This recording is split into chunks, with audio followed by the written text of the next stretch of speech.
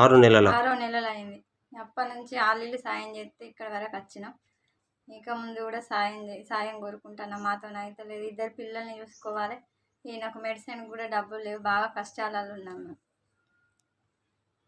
ఇప్పుడు హాస్పిటల్కు దీనికి దాదాపు సుమారుగా ఎంత ఖర్చు అయింది ఇప్పటివరకు మీకు? బాగానే అయింది అన్న. 3 లక్షల దాకా అయింది కావచ్చు. 3 లక్షల వరకు. 3 లక్షల వరకు అయింది. ఇప్పుడు కారు నడిపితేనే మీకు జీవనోపాధి. నడిపితేనే మేము తినడానికి తిండికి వచ్చేది. ఇప్పుడు అది కూడా లేదు. బాగా ఇబ్బందులు ఉన్నాం మేము.